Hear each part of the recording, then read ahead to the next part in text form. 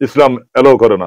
হুজুর সাল্লাল্লাহু আলাইহি ওয়াসাল্লাম যা করেছেন এবং করার জন্য নির্দেশ করেছেন এবং অনুপ্রাণিত করেছেন এবং যে কাজ করার প্রতি সুসংবাদ দিয়েছেন এবং যে কাজ করার মধ্যে মানবতার কল্যাণ নিহিত আছে এবং যে কাজ করার মধ্য দিয়ে মানব জাতির ইহকালীন শান্তি পরকালীন মুক্তির নিশ্চয়তা রয়েছে, সেটাই হচ্ছে আমাদের জন্য করণীয়।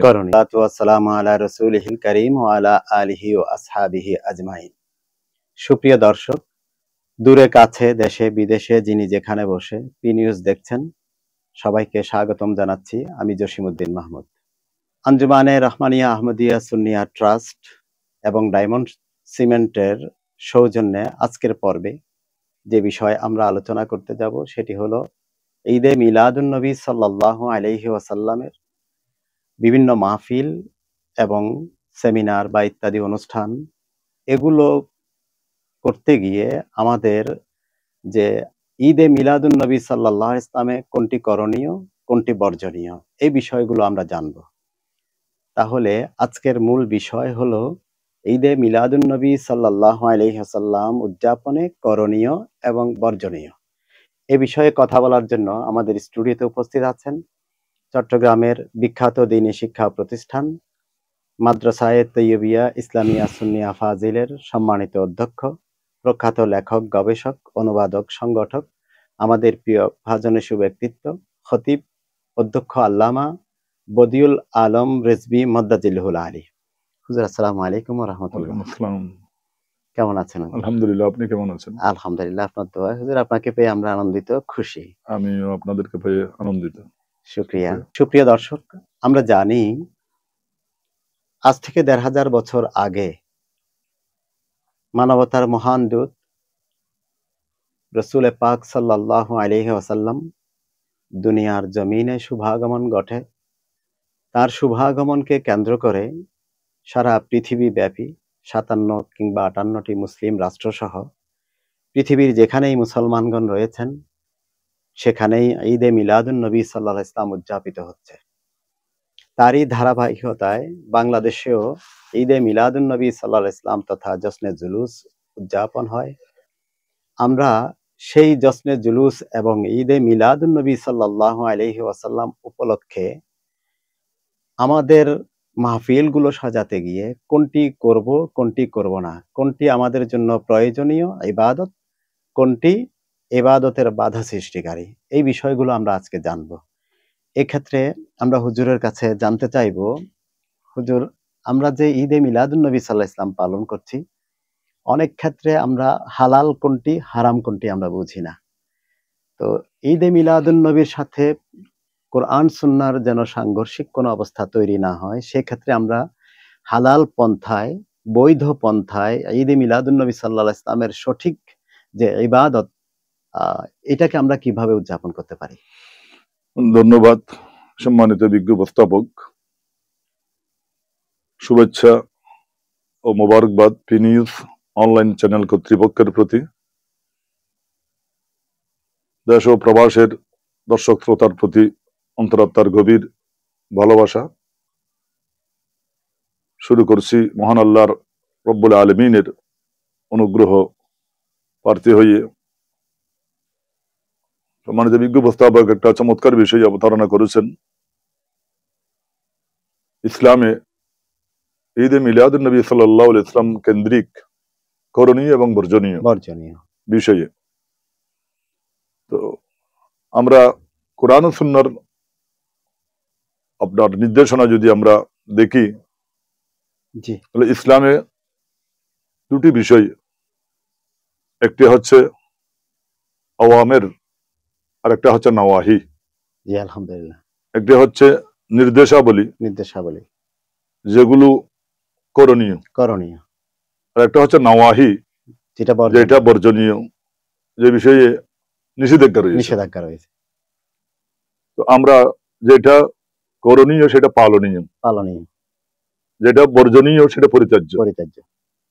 সেটা কোনোভাবেই কাম্য নয়, কখনোই সেটা গ্রহণযোগ্য নয়। এবং এই ব্যাপারে যেটা মূলনীতি, উসুল, যেটা আমরা ইসলামের দলিল চতুষ্টয়ে প্রধান যেটা দলিল সেটা হচ্ছে আল কোরআন। দ্বিতীয় নম্বরে হচ্ছে সুন্নাহ। জি। তো কোরআন ও সুন্নাহর আলোকে আমরা যদি বলি তাহলে ঈদ মিলাদুন নবী সাল্লাল্লাহু আলাইহি ওয়াসাল্লাম কে যদি আমরা বিশ্লেষণ করি, তাহলে এর মধ্যে আমাদের যদি আমরা আলোকপাত করতে যাই, তার শব্দের মধ্যেই এর তাৎপর্য নিহিত আছে। ঈদ অর্থ হচ্ছে খুশি, আনন্দ উদযাপন করা। মিলাদ অর্থ হচ্ছে জন্মকাল, জন্মদিন, জন্মস্থান, জন্মদিবস। হুজুর সাল্লাল্লাহু আলাইহি ওয়াসাল্লামের জন্মকে কেন্দ্র করেই কোরআন ও সুন্নাহর আলোকে হুজুর সাল্লাল্লাহু আলাইহি ওয়াসাল্লামের জীবনী আলোচনা করা। আলহামদুলিল্লাহ। হুজুর সাল্লাল্লাহু আলাইহি ওয়াসাল্লামের সামগ্রিক জীবনের কোন একটাকে বর্জন করে খণ্ডিত জীবন আদর্শের চর্চা করা, এটা ইসলাম নয়। ইসলাম কমপ্লিট কোড অফ লাইফ, এটা হচ্ছে হুজুর সাল্লাল্লাহু আলাইহি ওয়াসাল্লাম হচ্ছেন ইসলামের প্রকৃত বাস্তব মডেল। এই জন্য আল্লাহ পাক বলেন, আল ইয়াউমা আকমালতু লাকুম দীনাকুম ওয়া আতমামতু আলাইকুম নিয়ামতি ওয়া রাদিতু লাকুমুল ইসলাম দীনা। আল্লাহ বলেছেন আজকের দিনে, বিদায় হজের দিনে, আরফা দিবসে এই আয়াতে কারিমা নাযিল হয়েছিল। হুজুর সাল্লাল্লাহু ইরশাদ করেছেন, আজকের দিনে আমি আল ইয়াউমা আকমালতু লাকুম দীনাকুম, তোমার দিনকে, তোমাদের দিনকে, তোমার দিনকে তোমাদের জন্য পরিপূর্ণ করলাম। এখানে দিন হচ্ছে মূলত আল্লাহর, কিন্তু সম্পর্ক করেছেন রাসূলুল্লাহর সাথে। কারণ এই দিনের বাস্তব মডেল, দিনের যে পয়গাম, দিনের যে নির্দেশনা, দিনের যে করণীয় বিষয়, এই বিষয়গুলো সেই কঠিন ক্রান্তিকালে আইয়ামে জাহেলিয়াতের অন্ধকার আচ্ছন্ন সেই আপনার পরিবেশে, নাজুক সন্ধিক্ষণে হুজুর আকরাম সাল্লাল্লাহু আলাইহি ওয়াসাল্লাম মানবতাকে আলোকিত করে মানব জাতিকে হেদায়েতের প্রতি আকৃষ্ট করে আল্লাহ এবং আল্লাহ রাসূলের সন্তুষ্টি বিধানের মধ্য দিয়ে, তাদের করণীয় দায়িত্ব পালনের মধ্য দিয়ে তাদেরকে জান্নাতি করার যে একটা হুজুর সাল্লাল্লাহু আলাইহি ওয়াসাল্লামের ট্রেনিং, প্রশিক্ষণ, সেটা আল্লাহ পাক রব্বুল আলামিন সেটা গ্রহণ করার জন্য আল্লাহর পক্ষ থেকে নির্দেশনা রয়েছে। আল্লাহ পাক ইরশাদ করেছেন, ওয়ামা আতাকুমুর রাসূলু ফাহুযুহু ওয়ামা নাহাকুম আনহু ফান্তাহু। সূরা হাশরের 7 নম্বর আয়াতে কারিমায় আল্লাহ পাক ইরশাদ করেছেন, তোমাদেরকে রাসূল যা দিয়েছেন তা গ্রহণ করো। এটা হচ্ছে আমাদের জন্য গ্রহণীয়, এটা আমাদের করণীয়। ওয়ামা নাহাকুম আনহু ফান্তাহু, রাসূল যা নিষেধ করেছেন তা তোমরা পরিত্যাগ করো, বর্জন করো, এটা হচ্ছে আমাদের জন্য বর্জনীয়। সুতরাং ঈদ মিলাদুন নবীর নামে এমন কোন বিষয়, এমন কোন কাজ ইসলাম অনুমোদন করে না, সমর্থন করে না, যেটা আপনার হুজুর সাল্লাল্লাহু আলাইহি ওয়াসাল্লামের জীবদ্দশায় হুজুর ইসলামের আপনার আচরণে, ব্যবহারে, আপনার নৈতিকতায়, আদর্শে যার সমর্থন পাওয়া যায় না, এমন কোন কাজ আপনার ইসলাম এলাও করে না। হুজুর সাল্লাল্লাহু আলাইহি ওয়াসাল্লাম যা করেছেন এবং করার জন্য নির্দেশ করেছেন এবং অনুপ্রাণিত করেছেন এবং যে কাজ করার প্রতি সুসংবাদ দিয়েছেন এবং যে কাজ করার মধ্যে মানবতার কল্যাণ নিহিত আছে এবং যে কাজ করার মধ্য দিয়ে মানব জাতির ইহকালীন শান্তি, পরকালীন মুক্তির নিশ্চয়তা রয়েছে, সেটাই হচ্ছে আমাদের জন্য করণীয়। যে কাজ করলে ঈদ মিলাদুন নবীর আপনার যে হুজুর সাল্লাল্লাহু আলাইহি ওয়াসাল্লামের আগমনের যেটা উদ্দেশ্য, সেটা হচ্ছে মানুষকে জান্নাতি করা, জাহান্নাম থেকে জান্নাতের দিকে মানুষকে নিয়ে যাওয়া, গুমরাহি থেকে হেদায়েতের পথে, অন্ধকার থেকে আলোর পথে মানুষকে নিয়ে যাওয়া। সুতরাং এমন কোন কাজ যেটা ইসলাম, কোরআন ও সুন্নাহ সমর্থন করে না, যেমন আজকের প্রচলিত আপনার ঈদ মিলাদুন নবীর বিরোধী একটি পক্ষ আছে, আমরা দেখতে পাই যুগে যুগে, কালে কালে, যারা ইসলামের প্রতিষ্ঠিত, স্বীকৃত এবং কোরআন সুন্নাহ কর্তৃক সমর্থিত এই বৈধ আপনার অনুষ্ঠান, যেটা আজকে কোন সামাজিক অনুষ্ঠান না, আজকে জাতীয় আন্তর্জাতিক পরিমণ্ডলে স্বীকৃত কোরআন সুন্নাহ কর্তৃক যেভাবে স্বীকৃত, আন্তর্জাতিক পরিমণ্ডলে এমনকি ঈদ মিলাদুন নবী জাতীয় ছুটি হিসেবে প্রতিষ্ঠিত। সুতরাং এই দিনকে কেন্দ্র করে যদি কোনো ক্ষেত্রে আমরা যদি ইসলাম বিরোধী কোনো কর্মকাণ্ড এবং কোনো কাজ আমরা যদি দেখি, সেটাকে ঈদ মিলাদুন নবী বলে চালিয়ে দেওয়ার কোনো সুযোগ নেই। সুতরাং প্রকৃত অর্থে যারা রাসূলুল্লাহর অনুসারী, যারা অন্তরে রাসূলুল্লাহর প্রতি ভালোবাসা ধারণ করেন, রাসূলুল্লাহর নৈতিক চরিত্রে নিজেদেরকে চরিত্রবান করার জন্য যাদের প্রেরণা এবং যারা সত্যান্বেষী যারা, তাদের এই শপথ নিতে হবে যে ঈদ মিলাদুন নবীর মূল আহ্বান হচ্ছে, পায়গাম হচ্ছে, আবেদন হচ্ছে রাসূলুল্লাহর আদর্শে উজ্জীবিত হওয়া, রাসূলুল্লাহর শিক্ষায় অনুপ্রাণিত হওয়া এবং সমাজে, পরিবারে, ব্যক্তি জীবনে, রাষ্ট্রীয় জীবনে সর্বত্র ইসলামী আদর্শ এবং ইসলামী চরিত্র এবং সর্বোত্তম সর্বশ্রেষ্ঠ আদর্শের মডেল যিনি জনাবে মুহাম্মদুর রাসূলুল্লাহ সাল্লাল্লাহু আলাইহি ওয়াসাল্লামের সামগ্রিক জীবনের আপনার করণীয় বিষয়গুলো নিজেদের জীবনে প্রতিষ্ঠিত করা, এটা হচ্ছে মিলাদুন নবীর শিক্ষা। এই ক্ষেত্রে আপনার যেটা ইসলাম সমর্থন করে না, যেমন ঈদে মিলাদুন নবীর দিন যদি আমরা নারী পুরুষের অবাধ বিচরণ দেখি, সেটা ইসলাম সমর্থন করে না। সুতরাং এক্ষেত্রে আপনার ঈদে মিলাদুন নবী বলতে আমাদেরকে এক কথায় বুঝতে হবে কোরআনুল কারীমের তিলাওয়াত এবং হামদ পরিবেশন, নাত রাসূল পরিবেশন, হুজুর সাল্লাল্লাহু আলাইহি ওয়াসাল্লামের সুমহান শান ও মান মর্যাদার আলোচনা এবং মানুষকে ইসলামের হুজুর ইসলামের জীবন আদর্শ মানুষের কাছে তুলে ধরা এবং সমাজের দুরূদ শরীফ পরিবেশন করা, হুজুর সাল্লাল্লাহু আলাইহি ওয়াসাল্লামের সম্মানে দাঁড়িয়ে কিয়াম করা, এইভাবে আপনার সমাজের যারা দুস্থ, নিপীড়িত, অসহায় মানুষ তাদের সাহায্য সহযোগিতা করা, দান সদকা করা, সাথে সাথে আপনার জনকল্যাণমূলক কর্মকাণ্ডের মধ্যে সম্পৃক্ত হওয়া, মানবতার কাজে নিজেকে সম্পৃক্ত করা, সাথে সাথে এভাবে আপনার রোজা পালন করা, এটাও হাদিসের মধ্যে নিষেধ রয়েছে। আপনার মুসলিম শরীফের হাদিস রয়েছে হুজুর সাল্লাল্লাহু আলাইহি ওয়াসাল্লামকে সোমবার দিবসে রোজা পালনের কারণ জিজ্ঞেস করা হয়েছিল। হুজুর সাল্লাল্লাহু আলাইহি ওয়াসাল্লাম ইরশাদ করেছেন, ফিহি উলিদতু ওয়া ফিহি উনজিলা আলাইয়া, এই দিন আমি পৃথিবীতে আমি এসেছি, আমার জন্ম হয়েছে এবং এই দিন আমার উপরে জিবরিল আলাইহিস সালাম মাধ্যমে কোরআনুল কারীম নাযিল হয়েছে। সুতরাং কোরআন নাযিলের সূচনা সোমবারে, হুজুর ইসলামের শুভাগমন সোমবারে, আরবের শ্রেষ্ঠ কুরাইশ বংশে আব্দুল্লাহর খ্রিস্টে মামুনার উদরে পৃথিবীর শ্রেষ্ঠ নবীদের নবী, সমগ্র সৃষ্টির নবী, আসমান ও জমিনের নবী, সমগ্র কায়নাতের নবী, রহমতুল লিল আলামিন, যাকে আল্লাহ অবিদায় ভূষিত করেছেন, ওমা আরসালনাকা ইল্লা রাহমাতাল লিল আলামিন, সেই মহান নবী আপনার যিনি সমগ্র জাতির, সমগ্র বিশ্ব সম্প্রদায়ের যিনি কল্যাণকামী, সেই নবী মুহাম্মদুর রাসূলুল্লাহ সাল্লাল্লাহু আলাইহি ওয়াসাল্লাম শুভাগমনের মাস রবিউল আউয়াল মাস, মিলাদুন নবীর মাস, রহমতের মাস, এটা বরকতের মাস, সমৃদ্ধির মাস। এই মাসের মধ্যে আমরা অনেকে মনে করি রমজান রহমতের মাস, বরকতের মাস, এটা ঠিক প্রতিষ্ঠিত, এটা কোরআন হাদিস কর্তৃক সমর্থিত, কিন্তু এটাও আমাদেরকে আকীদায়, চিন্তা চেতনায় এটাও আমাদেরকে ধারণ করতে হবে যিনি রহমতের মূল উৎস, যাকে আল্লাহ বলেছেন ওমা আরসালনাকা ইল্লা রাহমাতাল লিল আলামিন, হে প্রিয় হাবিব, আমি আপনাকে বিশ্ব ব্রহ্মাণ্ডের রহমত হিসেবে প্রেরণ করেছি। সুতরাং সেই রহমতের স্রোত দ্বারা আপনার প্রবাহিত হচ্ছে আপনার সমগ্র জাতি যে রহমত থেকে উপকৃত হচ্ছে, সেই রহমতের যিনি আধার, রহমতের যিনি উৎস, সে নবী রহমতুল লিল আলামিনের শুভাগমনের মাসে আমরা এই মাসের প্রতি লাখো আমরা সালাম জানাই। এই জন্য এক মহান কবি আশিক রাসূল আলা হযরত আজিমুল বরকত মুজাদ্দিদ দ্বীন মিল্লাত ইমাম আহমদ রেজা ফাযিল বিরলবী রাহমাতুল্লাহ আলাইহি বলেছেন, মুস্তাফা জানে রহমত লাখো সালাম, শামে বজমে হিদায়াত লাখো সালাম। সেই নবী মুস্তাফা সাল্লাল্লাহু আলাইহি ওয়াসাল্লাম মুস্তাফার হচ্ছেন নির্বাচিত, যিনি মনোনীত, দুনিয়ার কারো কাছে মনোনীত নয়, যিনি বাছাইকৃত, যিনি সমগ্র নবীদের মধ্যে বাছাইকৃত, যিনি ইমামুল আম্বিয়া, যিনি নিজেই নিজের পরিচয় দিয়েছেন, আনা ইমামুল মুরসালিন, আনা কাঈদুল মুরসালিন ওয়া আনা হাতিমুন নবিয়িন ওয়া লিওয়াউল হামদে বিয়াদি ইয়াউমুল কিয়ামা, আমার কিয়ামতের ময়দানে আমার হাতে সবুজ পতাকা থাকবে, আল্লাহর প্রশংসার সবুজ পতাকা আমার হাতেই থাকবে এবং আমি সুপারিশকারী, আমার সুপারিশই প্রথম গৃহীত হবে।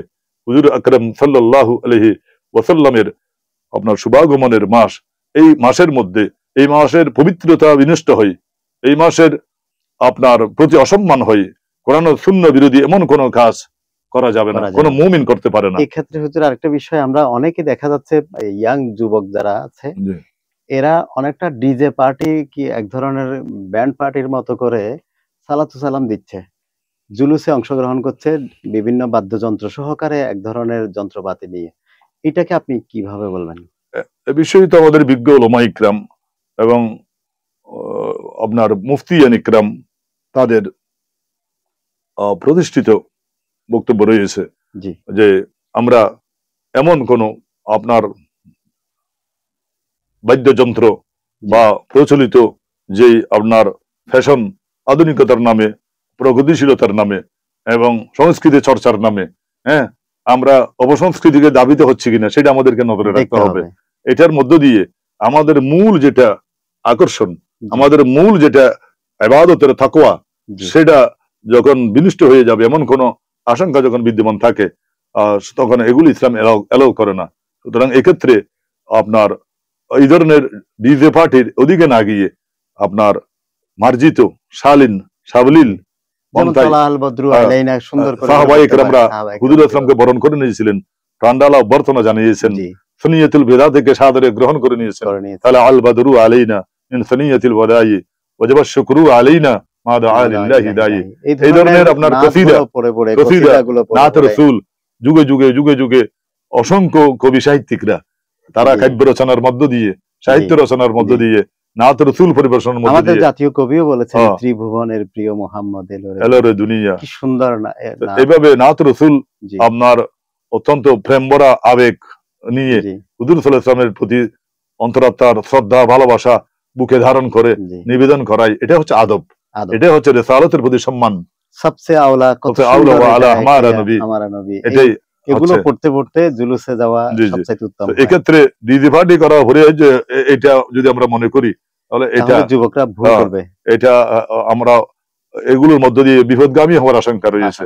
সুতরাং আমরা আগে যুগে যুগে আপনার পূর্ব আমাদের আসলাফ ইকরাম বুজুর্গানে দিন আউলিয়া কামিলিন মহামনীষীরা যেই পন্থায় যেই বিধি অনুসরণ করে সিরাত চর্চা করেছেন, মিলাদ চর্চা করেছেন, আমরা সেই ধারাই থাকবো, সেই ধারাই থাকবো। যেমন আজকে আলোচনা হচ্ছে হুজুর আকরাম সাল্লাল্লাহু আলাইহি ওয়াসাল্লামের এই ধরনের মসজিদের মিম্বরে দাঁড়িয়ে, হুজুর ইসলাম মেহরাবে দাঁড়িয়ে এবং হানেকা শরীফে মধ্যে আজকে যেমন বিভিন্ন দরবারের হানেকা গুলোতে আপনার মিলাদ চর্চা হচ্ছে। আচ্ছা, এই দ্বারা কিন্তু একদিনে আসেনি, এটা ইসলামের ধারাবাহিকতা। এটা যেমন আমাদের আঞ্জুমান রহমানী আহমদিয়া সুন্নিয়া ট্রাস্টের ব্যবস্থাপনায় আলমগীর হানেকা শরীফে আপনার মাসব্যাপী এখানে আলোচনা চলছে কোরআন ও সুন্নাহর আলোকে। বিজ্ঞ উলামা ইকরাম হুজুর সাল্লাল্লাহু আলাইহি ওয়াসাল্লামের জীবন আদর্শের বিভিন্ন দিক নিয়ে তারা তথ্যভিত্তিক আলোচনা করেছেন। এটাই হচ্ছে মিলাদের চর্চা, এটাই হচ্ছে নবী প্রেমের আপনার পরিচয় এবং সমাজ গঠনের, আপনার এই জাতিকে আপনার উত্তম চরিত্র গঠনের, এটা হচ্ছে একটা উপলক্ষ আমরা মনে করি। ইসলামী সংস্কৃতি যেটাকে বলা হয় সেটা তো আমার রাসূলের আদর্শের ভেতরে আছে। এখন আপনি যদি ইসলামিক সংস্কৃতি যুবকদেরকে, তরুণদেরকে বোঝার জন্য বলেন, কি কি বিষয়গুলোকে আইডেন্টিফাই করবেন? অনেকগুলো তো সংস্কৃতি, বিষয়টা তো ব্যাপক ব্যাপক ব্যাপক। আমরা সংস্কৃতি বলতে অনেকে বুঝি এটা আলাদা জগতের একটা পার্ট মনে করি, যেটার সাথে ইসলামের কোনো সম্পৃক্ততা নাই, এটা মনে করি। সকালবেলা ঘুম থেকে উঠে মুখ ধুচ্ছি, দাঁত ব্রাশ করছি, এটাও তো ইসলামের আপনার সংস্কৃতিটা হচ্ছে আপনার প্রাত্যহিক জীবনে, দৈনন্দিন জীবনে একেবারে সুবহ সাদিক থেকে শুরু করে আপনার একজন মানুষ তার দৈনন্দিন একেবারে সুবহ সাদিকের পরে যখন মুয়াজ্জিন সুললিত কণ্ঠে আযান পরিবেশন করেন, আপনার একজন মুসলিম, একজন মুমিন যে নামাজ আদায়ের মাধ্যমে তার দিনের সূচনা হবে, শুরু হবে, এরপরে সেই পবিত্রতা অর্জন করবে, আপনার জীবদ্দশায় আপনার সেই দিনের আপনার একটি পর্যায়ে তার কর্মস্থলে চলে যাবে, এরপরে পঞ্চগানা নামাজ সঠিক সময় আদায় করবে, কোরআন তিলাওয়াত করবে, দুরূদ শরীফ পাঠ করবে, সামাজিকতা রক্ষা করবে, আত্মীয়তার বন্ধন রক্ষা করবে, নিজের ব্যবসা বাণিজ্য করবে। এই সবটুকু কিন্তু ইসলামী সংস্কৃতির অংশ। এর মাঝে মধ্যে মানে ইসলাম অনুমোদিত পন্থায় নাত রাসূল পরিবেশন করবে, ইসলামী সঙ্গীত পরিবেশন করবে, বিভিন্ন আপনার আলোচনায় যোগদান করবে। এসব কিছু ইসলামী শিশু কিশোরদের মধ্যে বিভিন্ন নাচ প্রতিযোগিতার ব্যবস্থা করবে, বিভিন্ন রচনা প্রতিযোগিতার ব্যবস্থা করবে। এগুলো ইসলামী সংস্কৃতি, এগুলো ইসলামী সংস্কৃতি। অপসংস্কৃতির দিকে যেভাবে আমরা ধাবিত হচ্ছি, অপসংস্কৃতি কোনটা কোনটাকে আমরা একটু গুরুত্ব দিয়ে বুঝাতে চেষ্টা করলে ভালো হয় বলে আপনি মনে করেন? আসলে অপসংস্কৃতি বলতে তো আজকে গোটা দেশটাই অপসংস্কৃতিতে ফেলাপ হয়ে যাচ্ছে। গোটা জাতি আপনার অধিকাংশ যুব সমাজ আজকে আপনার অন্ধকার আচ্ছন্ন এবং তারা অপসংস্কৃতিতে নিমজ্জিত, যার কারণে আজ যারা সৌভাগ্যবান ইসলামী সংস্কৃতির চর্চা করে, ধারণ করে, লালন করে এবং ইসলামী সংস্কৃতির দিকেই যাদের আপনার যাত্রা, তারা অনেকের কাছেই তারা মৌলবাদী, তারা সাম্প্রদায়িক হিসেবে চিহ্নিত, অথচ তারাই হচ্ছে প্রকৃতপক্ষে অসাম্প্রদায়িক, তারাই হচ্ছে সত্যিকার অর্থে সুস্থ সংস্কৃতির, তারাই হচ্ছে আপনার ধারক। তো এই ক্ষেত্রে আপনার এই যে আমাদের সমাজের মধ্যে যেই বেহাইয়াপনা, যে উলঙ্গপনা এবং যে নিত্য উদ্যম এবং বিভিন্ন অসামাজিক কর্মকাণ্ডে সম্পৃক্ত করা, অবাধ নারী পুরুষের বিচরণ করা এবং বিভিন্ন অনুষ্ঠানের নামে আপনার যেখানে ইসলামী কালচারের কোনো লেশমাত্র নেই, এইসব কিছুর মধ্যে আপনার দেখা যাচ্ছে রাষ্ট্রীয় পৃষ্ঠপোষকতা ব্যাপক। এই ক্ষেত্রে আপনি ঠিক বলেছেন যে আমরা দেখি মোবাইল, আমি ইচ্ছা করি বা না করি, মোবাইল অন করার সঙ্গে সঙ্গে এমন কিছু বিষয় চলে আসে যে বিষয়গুলো অপসংস্কৃতি, আমাদেরকে অন্ধকারের দিকে নিয়ে যাচ্ছে। এই বিষয়গুলো তো রাষ্ট্রিক দিক থেকে নিয়ন্ত্রণ করা দরকার। এই জন্য আপনি সেই ক্ষেত্রে শুদ্ধ সংস্কৃতি চর্চার মাধ্যমে অপসংস্কৃতিকে দূরীভূত করার জন্য ব্যক্তি, পরিবার, সমাজ বা রাষ্ট্রের কি দায়িত্ব বলে মনে করেন? এটা তো ইসলামের এই প্রসঙ্গে সুস্পষ্ট রূপরেখা এবং নির্দেশনা দেওয়া আছে। হুজুর আকরাম সাল্লাল্লাহু আলাইহি ওয়াসাল্লামের হাদিসে পাকের মধ্যে ইরশাদ রয়েছে, মান রাআ মিনকুম মুনকারান ফালিয়ুগাইয়িরহু বিয়াদিহি, যে তোমাদের মধ্যে অসহ্যমূলক, অরুচিকর এবং ঘৃণিত কোন কর্মপন্থা, কোন কার্যক্রম তোমরা দেখতে পাও, সেটা তোমরা কঠোর হস্তে প্রতিরোধ করো। ফাইল্লাম ইয়াস্তাতি ফাবিলিসানিহি, তাহলে মুখে বলো।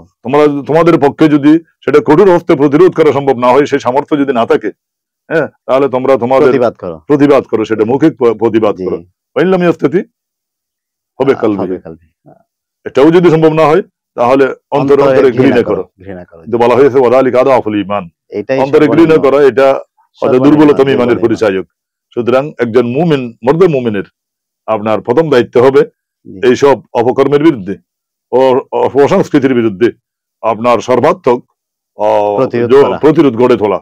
তো এটা হচ্ছে বিভিন্ন সংগঠনের পর্যায়ে, আপনার ঘরে পরিবারের কর্তা হিসেবে করতে হবে, সমাজের নেতা হিসেবে করতে হবে, প্রত্যেকে যার যার অবস্থান থেকে, রাষ্ট্রের দায়িত্ববান হিসাবে করতে হবে। সমাজের মধ্যে রাষ্ট্রীয়ভাবে আজকে যে অপসংস্কৃতি বিভিন্ন ক্ষেত্রে প্রতিষ্ঠিত, যেগুলো ব্যক্তি পর্যায়ে এগুলো নির্মূল করা কঠিন, রাষ্ট্রের হস্তক্ষেপ এখানে প্রয়োজন।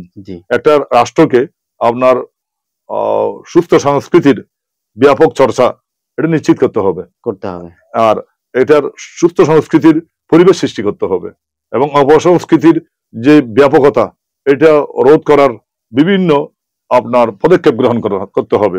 এভাবে রাষ্ট্রের বিভিন্ন পর্যায়ে প্রশাসনিক সিদ্ধান্ত এটা হচ্ছে অত্যন্ত বলিষ্ঠ ভূমিকা রাখতে পারে। আর একজন আলিম, একজন ইমাম সাহেব, ওনারা ধর্মীয় দৃষ্টিকোণে এগুলোর কুফল তারা বর্ণনা করবে। তারা তো আর এই কাজের সাথে সম্পৃক্ত, যারা তাদের সাথে যুদ্ধ করার সুযোগ নেই। এই ক্ষেত্রে যেটা আপনার রাষ্ট্রের পক্ষে যে কাজগুলো রাষ্ট্রীয় নীতিমালার মাধ্যমে, পদক্ষেপ গ্রহণের মাধ্যমে তাদেরকে শাস্তির আওতায় এনে এইসব অপকর্ম এবং অসংস্কৃতি রোধে রাষ্ট্র যে ব্যাপক ভূমিকা রাখার সুযোগ রয়েছে, এবং দায়িত্বের সুযোগ নয়, এটা দায়িত্ব তাদের। সুতরাং এটা এই জন্য হুজুর আকরাম সাল্লাল্লাহু আলাইহি ওয়াসাল্লাম হাদিসের মধ্যে ইরশাদ করেছেন, কুল্লুকুম রাইন, তোমরা প্রত্যেকে হচ্ছেন দায়িত্বশীল, প্রত্যেকে স্ব দায়িত্ব সম্পর্কে জিজ্ঞাসিত হবে। কুল্লুকুম মাসউলুন আন রাইয়াতিহি, এটা হুজুর ইসলাম ইরশাদ করেছেন যে প্রত্যেকে তোমরা পরিবারের তিনি পরিবারের কর্তা যিনি, তার পরিবার সম্পর্কে তারা জিজ্ঞাসিত হবে। পুরুষ তার দায়িত্ব সম্পর্কে জিজ্ঞাসিত হবে, একজন নারী তার দায়িত্ব সম্পর্কে জিজ্ঞাসিত হবে। সুতরাং কেউ আমরা দায়িত্ব মুক্ত নই। আমরা যদি স্ব অবস্থান থেকে আপনার অপসংস্কৃতি রোধে আমরা সত্যিকার অর্থে কার্যকর এবং যথার্থ ভূমিকা রাখি, তাহলে সমাজ অপসংস্কৃতি মুক্তি পাবে এবং সুস্থ সংস্কৃতির বিকাশ হবে। আলহামদুলিল্লাহ, আপনি অনেক সুন্দর বললেন। সুপ্রিয় দর্শক, এতক্ষণ পর্যন্ত আমরা অনেক গুরুত্বপূর্ণ বিষয় জানলাম। আমরা নৈতিক চরিত্র গঠনের জন্য নবী পাক সাল্লাল্লাহু আলাইহি ইসলামের জীবন থেকে আদর্শ চরিত্র নেব এবং শুদ্ধ সংস্কৃতির চর্চা করব আর অপসংস্কৃতি থেকে আমরা দূরে থাকব, এইটুকু আমরা যাতে করে আমাদের জীবনে ধারণ করতে পারি। প্রত্যেকে আপন আপন জায়গা থেকে সচেষ্ট থাকব। আর এতক্ষণ পর্যন্ত আপনার সঙ্গে ছিলেন, এই কারণে আপনাদের প্রতি অনেক কৃতজ্ঞতা, ভালোবাসা। আজকের মতো এখানেই শেষ করছি। আসসালামু আলাইকুম ওয়া রাহমাতুল্লাহি ওয়া বারাকাতুহু।